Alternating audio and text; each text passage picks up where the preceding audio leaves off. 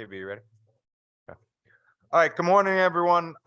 Like to call to order the Judiciary Committee meeting for May 3rd, 2023. Any remarks from my co-chairs? Seeing none, we'll move into our agenda. Bills to be considered. Number one, substitute for Senate Bill number 979, an act concerning the establishment of the Connecticut Home Energy Label and the tree canopy of certain municipalities. The motion is for a JF. Second. Motion from Senator Winfield, second from Senator Kissel. Senator Winfield. Thank you, Mr. Chair. This is a bill that comes to us through the Environment Committee. It requires landlords, when they're offering some of the units, to provide a Connecticut Home Energy Label. The reason that it would be before us is there's a civil penalty of up to $500 for a first violation and $1,000 for subsequent violations of the policy in the bill. Further on the bill. Representative Drabitsky. Thank you, Mr. Chairman. This bill, essentially, it doesn't seem to make much sense. If I can, 1 second, I'll actually pull up the language. Section.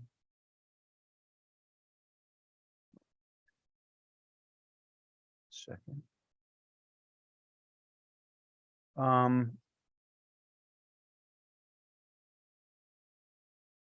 The section that deals with tree cover. I have read, which is Section lines. 3, Representative. I'm sorry? Section 3, Representative. Yeah, lines 133 through 139. I have read that little paragraph a dozen times, and I defy anybody to tell me what it means.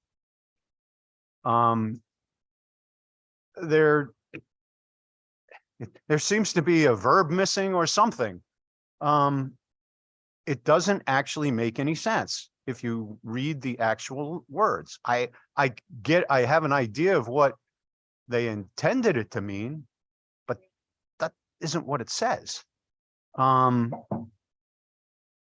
So, you know, unless that was changed, I wouldn't be able to support it. Plus, we go to the meat of the bill, which is the first few sections, and essentially what it's doing is it is saying that an apartment building needs to have sort of an Energy Star label on it, which is like when you buy a refrigerator, it has a label that says, if you buy this refrigerator and you run it in normal operations, it's going to cost you X amount of dollars per year in electricity. Well, this would require landlords establish essentially an Energy Star label for every apartment. So they have to try to figure out what each apartment is going to cost, and what a prospective tenant is likely to pay in energy costs for that given apartment. For one thing, that puts an enormous burden on the landlords, and it makes it nearly, and you know, one can imagine if you have you know, some apartments and people live in them and somebody moves out, you now have to try to figure out what it's going to cost the next tenant in energy. Well, how are you going to figure that out? You don't have access to the previous tenant's electric bill. It just doesn't, it puts a burden on landlords that just really doesn't make much sense. And I can't figure out how a landlord would possibly comply with this. It may be a nice concept for a tenant to say, when they're shopping around for an apartment, to say, all right, well, this apartment's going to cost me X amount in energy per year, and this one's going to cost Y. So be able to make a decision. Well, that's all very nice, but there are so many variables that go into it. You know, one tenant may be running the air conditioner constantly. One tenant may be, have a lot of equipment that runs a lot of electricity. You know, even if the landlord were able to operate and able to find that out, it wouldn't be any benefit to a prospective tenant. So for those reasons, I don't support the bill. Just before I call on Senator Kissel, just a couple quick comments on that. First, I would just remind folks, our cognizance on this bill seems to be very limited to the municipal fine provision, which is lines 58 through 63 of the bill. Representative Dubitzky, I share your concerns on section 3. I've read it a number of times and I agree with you. It seems to struggle from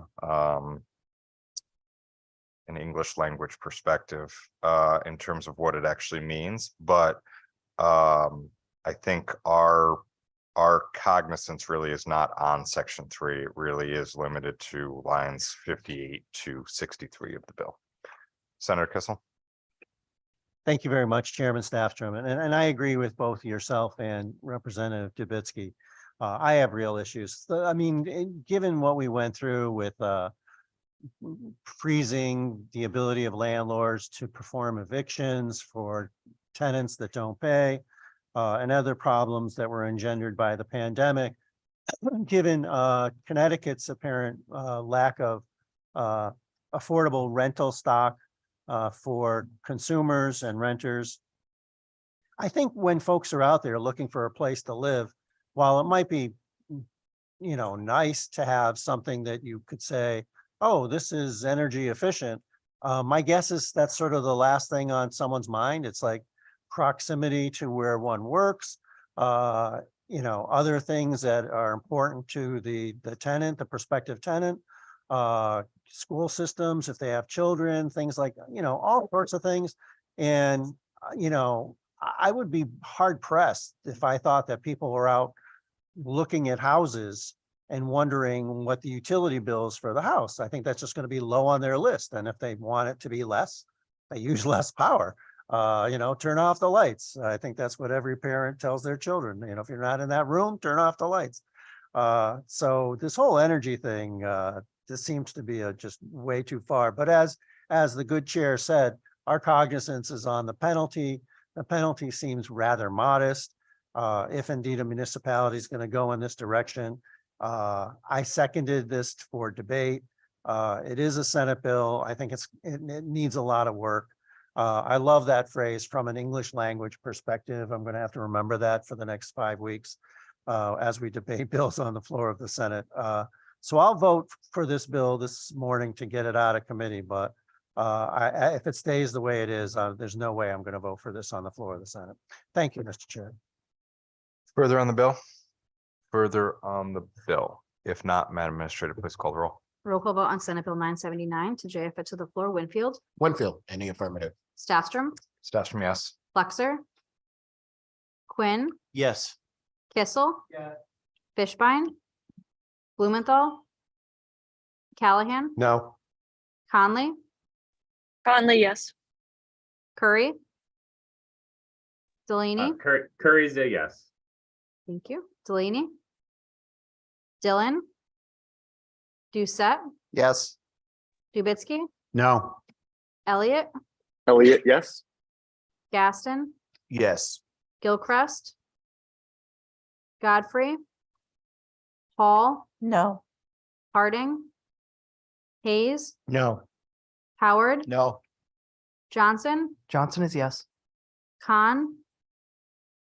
Labriola. Lesser. Mar, Mars, yes. Miller. O'Day, O'Day is no. Osborne, Osborne, yes. Pavlock Tomato. Porter. Sampson, Sampson is no. Sims, Sims, in the affirmative. Beach, No. Walker. Wilson Wilson is yes. and Miller.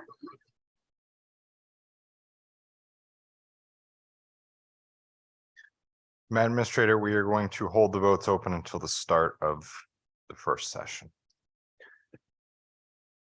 Turning to number 2 on our agenda, substitute for Senate Bill number 1032, an act requiring certain financial disclosures. It's a referral from the Senate and the Banking Committee. Is there a second? Second.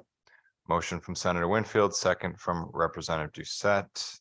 House Chairman of the Banking Committee, Representative Doucette. Thank you, Mr. Chair.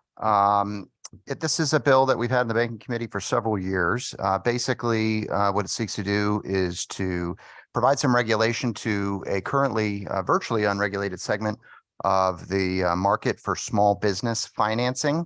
And as the bill was amended out of committee, it pertains only to what's known as sales-based financing. It is here in the committee, I believe, because of the civil penalties in section 9, which the banking commissioner may assess on any provider of these types of financing who do not comply with the disclosure. It is, and it's very trite. I'm in my 5th session here to hear the words this time of year. That is a work in progress, but it is very much a work in progress at this point still. But I ask that we get it out of committee today so we can continue that work and discussion with the various stakeholders. Happy to answer any questions. Thank you. Questions or comments on the bill? Questions or comments on the bill, Senator Kissel? Thank you very much, Chairman Stafford. Well, I appreciate the statement made about a work in progress and that we have the co-chairs of the Banks Committee here with us. As I understand the current language, it is completely impossible to do financially and mathematically. And so I don't know what the next step is going to be, next iteration. Certainly a predictable formula is laudable, but I think there's enough. I don't see what problem we're solving with this, to be quite frank. And so at this time, despite the good faith representations, which I very much appreciate from Representative Doucette, I'm just going to have to be a no. Thank you, Mr. Chair. Further on the bill? Further on the bill? If not, Madam Administrator, please call the roll. Roll call vote on Senate Bill 1032 to JF it to the floor. Winfield, Winfield, yes. Staffstrom, Yes. Flexer, Quinn, Yes. Kissel, Fishbein, Blumenthal, Callahan, No. Conley, Conley, yes. Curry, Representative Curry is yes. Delaney, Dillon, Doucette, Yes. Jubitsky, No. Elliott, Yes. Gaston, Yes. Gilchrist, Godfrey, Paul, No. Harding, No. Hayes, No. Howard, Johnson, Johnson is yes. Khan, Labriola, Lesser, Mar, Mar, yes. Miller, O'Day, O'Day is a no. Osborne, Osborne, yes. Pavlock Tomato, Porter, Porter votes in the affirmative. Sampson, Sampson is no. Sims, Sims in the affirmative. Veach, Beach is a no. Walker, Wilson. Wilson votes yes. Thank you.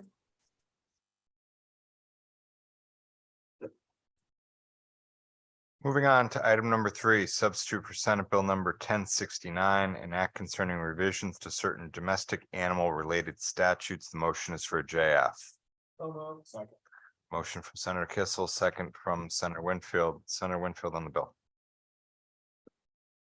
Thank you, Mr. Chair. This is a bill that comes to us through the Environment Committee. Right, one, number 3, right? Just one check, sorry. Comes to us through the Environment Committee. It comes to us with a unanimous vote coming out of the committee. Sorry, I was doing multiple things. As suggested by the title, it makes multiple changes in the domestic animal statutes that DOAG, the Department of Agriculture, that administers. It has some financial impact, and it is in front of us, like most bills, because of penalties that are in the bill. Through you, Mr. Chair. Questions or comments on the bill? Representative Jablonski. Thank you, Mr. Chairman. In the Environment Committee, it was made very clear that there are problems with the existing language of the bill that the chairs and others have agreed that will eventually be worked on. There are several stakeholders that are working to ensure that that the language is changed to eliminate the provision that enables the state to regulate people's houses.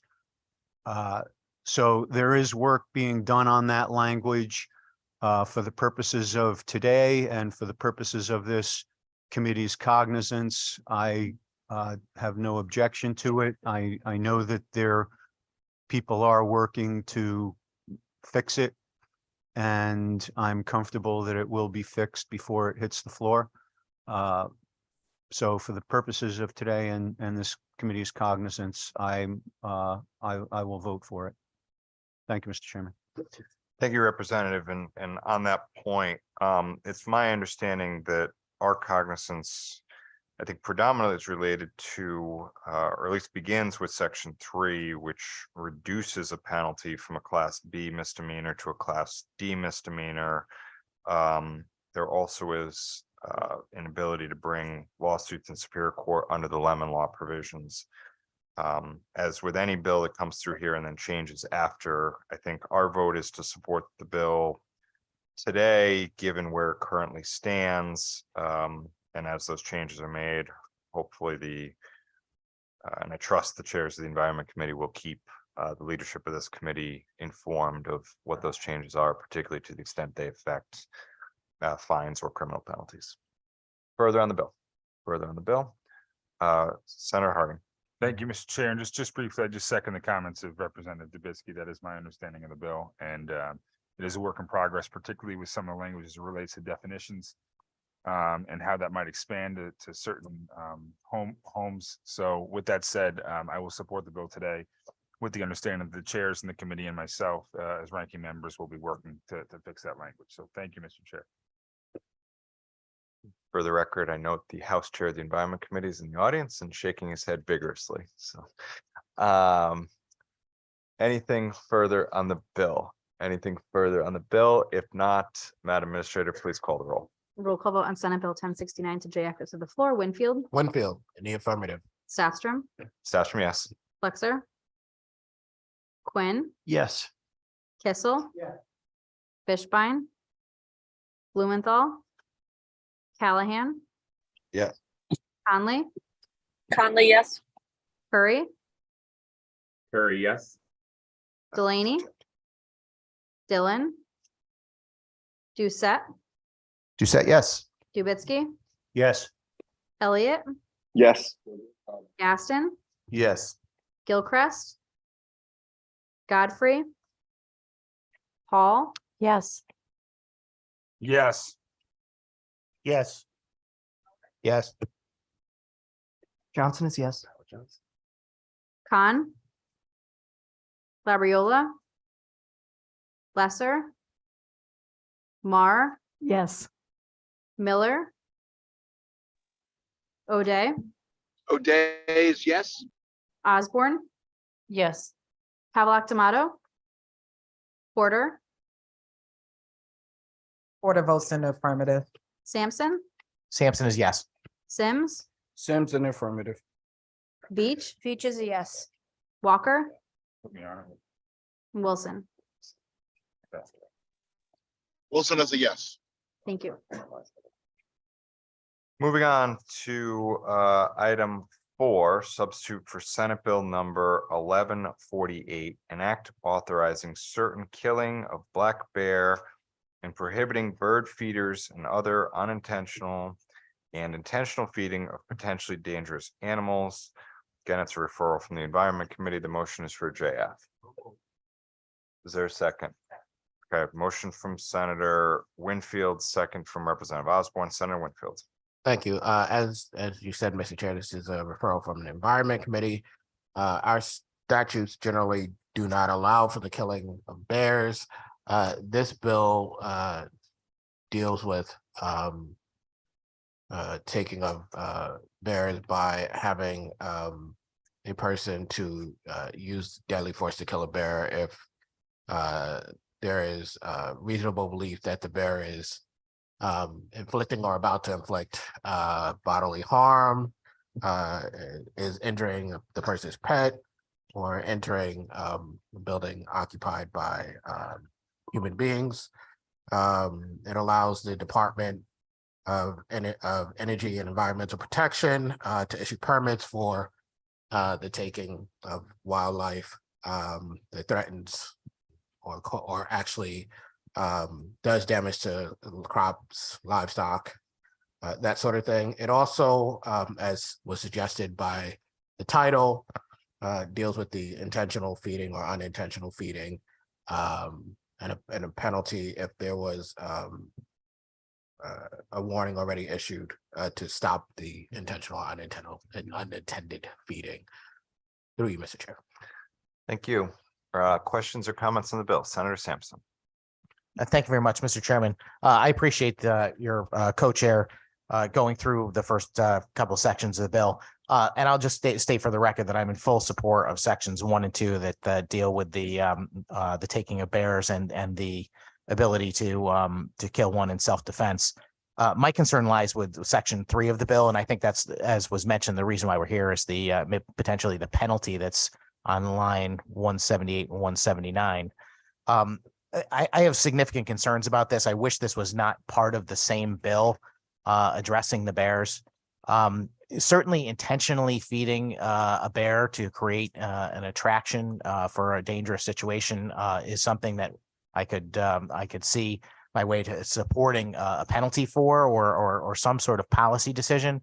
But the notion that in lines 152 to 157 that we're going to take someone who is not intentionally feeding a dangerous animal, potentially a bear, and give law enforcement the opportunity to warn them, and then any subsequent violation would be considered intentional feeding. There are a great many people who feed birds as a hobby and have done so for decades, and they do it throughout the year. I don't believe that it is appropriate for us to interfere with someone's right to feed birds on their private property, even if that meant an attractive nuisance. I just wanted to get that on the record. I certainly would have a lot more to say if this bill ends up in the Senate. But I really do believe it ought to be taken up as a separate item. Thank you, Mr. Chairman. Further on the bill, Representative Fishbein. Thank you, Mr. Chairman. Mr. Chairman, I take Senator Sampson's comments at heart. I do believe that there's an issue there. However, my understanding with regard to at least section 1, that there's a need here in that, presently under our law, you got a 5-year-old daughter playing in the backyard, and mom looks out the window and sees her child being attacked by a bear, mom has, under our law, one choice: call the police. If she owns a firearm or some other implement that could perhaps be utilized to stop that attack, that presently under our law, we side on animals as opposed to humans. I think that that doesn't make sense. And I think that it makes at least section 1 necessary. That mom can, or section 2, I'm sorry. That section 2, mom can retrieve her shotgun that she owns or whatever firearm, and she can protect her daughter. It's unfortunate that the present law prevents that. And I'm hoping that something good happens in this regard moving forward. And therefore, I do sit here in support of the language before us. So thank you, Mr. Chairman. Further on the bill, Representative Callahan. Thank you, Mr. Chairman. And I'm here in support of the bill today in Judiciary. I realize there's some sections of concern as stated before me, but there are certain times of the year where bears are coming into the neighborhood because they smell food. People continue to put sources of food out. We have to retrain the people of Connecticut not to do so during certain times of the year because we're drawing these animals in. There's more in Connecticut than there's ever been. And once they get comfortable coming to a certain food source, they become more and more bold. So we have to find a way to educate the people of Connecticut and have, for lack of a better word, have some teeth in it. So we can retrain the people of Connecticut to maybe bang some pots and pans and not keep putting out the food source. So I do stand in support of the bill today. Thank you. Representative Osborne. Thank you, Mr. Chair. And I actually associate myself with the good Representative Callahan's comments regarding the unintentional feeding of wildlife in particular. I live in one of the problem areas for bear sightings, and what we have is a human behavior problem. And the unintentional feeding portion of this bill is really critical because, there are people who will intentionally throw out food to attract wild animals that they'd like to see. And originally, when I proposed the unintentional feeding aspects of this bill, I included specific language about bird feeders. There is food that can be put into bird feeders that is less attractive to bears, like Niger and thistle and things like that.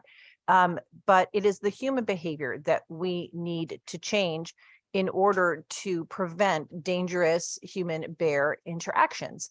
And this bill, like many of the other bills that come before this committee and this legislature, is a compromise bill. There's no doubt about it. There were Republicans who voted for and against, and there were Democrats who voted for and against. And there are aspects of this bill I would like to be made stronger than there are currently in the unintentional feeding and the penalty portion. But we don't let the perfect get in the way of the good. And right now we have a really serious problem regarding bear-human interactions and bear habituation. And if we don't take action this year, the genie will be out of the bottle. And especially for people who want to avoid a full-on recreational hunt of these wild animals, it is critical that we step up our human behavior training and make sure that we make this environment safe for the bears and the other wild animals to live in, so that we don't have to resort to the more lethal methods of control. So for that reason, I do support this bill. Do I wish there were different things about it? Sure. But the time to take action is now. So thank you very much, Mr. Chair. Senator Harding. Thank you, Mr. Chair, and I do agree with many of those comments and what Representative Callahan mentioned. I share similar concerns to what Senator Sampson said, but to the good representative's point in terms of the bill, there's components of it that I think we all wish were in. There might be some components of it that we'd like to modify. However, to her point, something needs to be done. We're seeing this increasingly dangerous human bear interactions on unfortunately, it seems like a weekly or monthly basis. And these incidents are growing more and more dangerous, more and more frequent, particularly in the area of state, which I'm fortunate enough to represent. There's language in here that addresses, as Senator Winfield had mentioned, clarifying the laws in terms of protecting yourself or protecting a family or friend member. There's a lot of ambiguity around those laws currently. There needs to be some solid language where people understand when they can protect themselves. Because unfortunately, these situations are growing more and more frequent, as I mentioned, and more dangerous. Something has to be done here. Something has to be done. Otherwise, unfortunately, it could grow even more dangerous, even more tragic than maybe what we've seen so far, which is a scary thought. This is a proactive step in the right direction. And because of that, I strongly urge all of my colleagues to support this out of committee today. Thank you, Mr. Chair. Further on the bill. Further on the bill. Representative Porter. Thank you, Mr. Chair. Could you state what the penalty is? Is that in the bill? The penalty for, we believe the bill is before us predominantly because of the infraction in line 179 for for intentionally feeding a bear. True you. Right. I was asking, is there a penalty amount is stated in the bill that people will be subject to if Okay. they are found guilty? Well, an infraction is processed generally through the Central Infraction Bureau, and I believe the amount is, I see our wonderful LCO attorney, Rem has an answer It's for me. usually $90 or less. That's, I was gonna say $90, but appreciate the confirmation. I'm sorry, you said $90 or less. Yes, ma'am. Thank you. Thank you, Mr. Chair. Further on the bill. Further on the bill. If not, Madam Administrator, please call the roll. Roll call vote on Senate Bill 1148 to JF it to the floor. Winfield, Winfield, in the affirmative. Staffstrom, Yes. Flexer, Quinn, Yes. Kissel, Yeah. Fishbein. Blumenthal, No. Callahan, Yes. Conley, Conley, yes. Curry, Curry, yes. Delaney, Delaney, yes. Dillon, Doucette, No. Drubitsky, Yes. Elliott, Gaston, Yes. Gilchrist, Yes. Godfrey, Paul, No. Harding, Yes. Hayes, Yes. Howard, Yes. Johnson, Johnson is no. Khan, Labriola, Lesser, Mar, Yes. Miller, O'Day, O'Days, yes. Osborne, Osborne, yes. Havelock D'Amato, Porter, Porter votes in the affirmative. Sampson, Sims, Sims in the negative. Beach, Yes. Walker, Wilson. Wilson votes in the affirmative. Thank you. All right, with that, we will stand in recess until the start of the first session. Get your votes in. Thanks, everybody. Have a good day.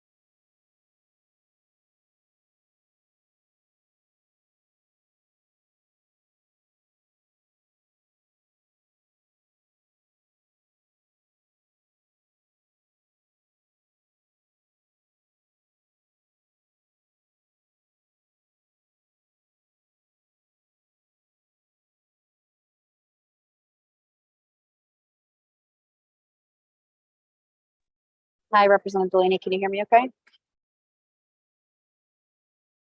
Yes, Madam Administrator. Morning. Good morning. Okay, so we'll go down the agenda for Senate Bill 979. In the affirmative. Oh, I'm Actually, if sorry. I could ask, no, it's okay. If I could ask all of you, Senator Miller and also Representative Walker, I'll do them all at the same time. So for 979, Representative Delaney, how do you vote? In the affirmative. Senator Miller, how do you vote?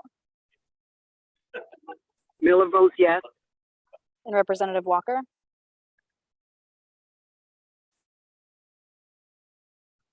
I vote in the affirmative. Excellent. For Senate Bill 1032, Representative Delaney, how do you vote? In the affirmative. For Senator Miller? Miller votes yes. And for Representative Walker? Oops, Representative Walker votes in the affirmative. Excellent. For Senate Bill 1069, Representative Delaney? In the affirmative.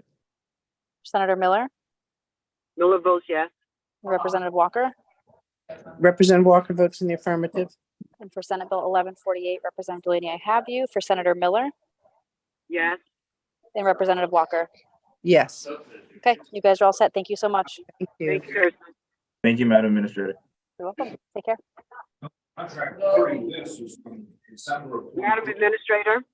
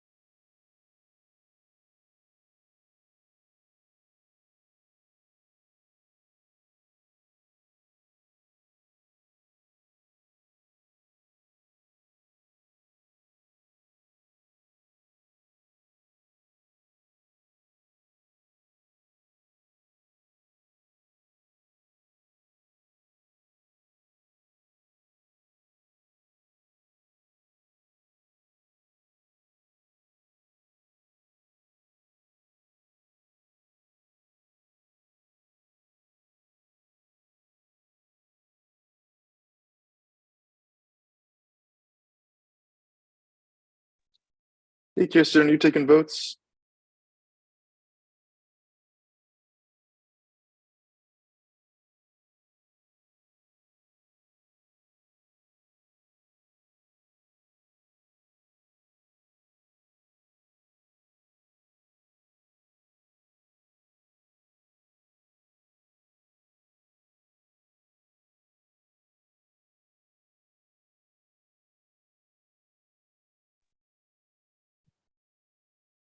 Sorry, Representative, can you hear me? Sure can. All right, 4. I think I just missed the last one, but you can tell me if that's wrong. Exactly, 4, Senate Bill 1148. Yes. All right, you're all set. Thanks. Thank you.